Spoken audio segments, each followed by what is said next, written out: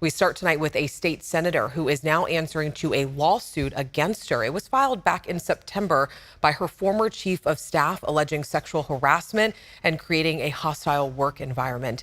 ABC 10's Becca Hobbecker read through the documents and found that the reply includes an accusation of embezzlement and a warning tonight. The lawsuit mentions sexual content. State Senator Marie Alvarado-Gil was first in the spotlight back in August 2024 for switching from the Democratic to Republican Party less than 2 years into her 4-year term. It is time for me to give up that D and to cross over. Citing ideological differences with the Democratic Party. The lawmaker represents State Senate District 4, which stretches from Truckee down to Inyo County and Stanislaus County to the eastern edge of the state.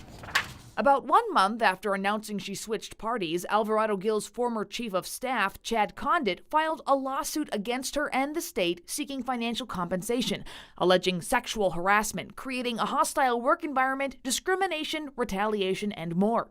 Condit says he worked on Alvarado-Gil's campaign for State Senate District 4, and after winning, she hired him as her chief of staff. They're pictured together here in this July 2023 post on the lawmaker's Facebook page. Condit's allegations include Alvarado-Gil pressuring him into performing oral sex on her on multiple occasions, and on one occasion he suffered a back injury that included 3 herniated discs and a collapsed hip. He said he made it clear the lawmaker's further advances were not welcomed and that the lawmaker tried to get him fired in retaliation.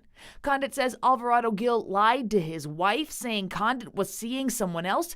Condit was fired in December of 2023. His lawsuit says Alvarado-Gil engaged in erratic, controlling, sexually dominating abuse of authority and power, and that Condit's personal and professional relationships were forever altered, and his employment record and opportunities in public employment are irreparably damaged. On Tuesday this week, Alvarado-Gil's attorneys filed a response to Condit's lawsuit, outright denying Condit's sexual allegations, including harassment, or trying to fire him in any kind of retaliation. She also denies saying anything about an affair to Condit's wife. In a statement to ABC 10, Alvarado-Gil's attorney said the lawmaker is denying the baseless and salacious allegations filed by the plaintiff in his complaint. We are certain that as we proceed, the truth will prevail on behalf of the senator. Her response mentions Condit's serious back injury, but does not mention how that injury happened, other than to say she was not the cause.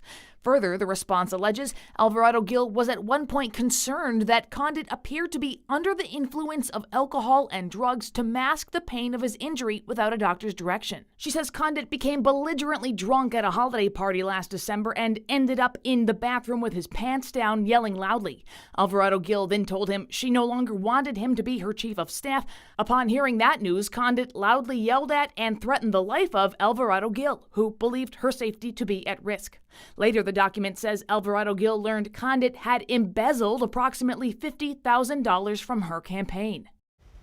All right, Becca, joining us now for this story. We do want to mention that you did reach out to Condit's attorney for a response to this, right? Yes, they did not reply, and they did not respond to our request for an interview or a statement, though they did tell us back in September the lawmaker's, quote, inappropriate sexual behavior toward Condit is conduct no employer should engage in and, quote, unbecoming of a state senator. Now, Alvarado-Gil again denies the sexual behavior and says the state of California, not she herself, was Condit's employer. The Secretary of the Senate tells ABC 10 they have no further comment beyond what they told us back in September, which is, quote, the Senate takes all complaints incredibly seriously, but is unable to comment on matters involving pending litigation.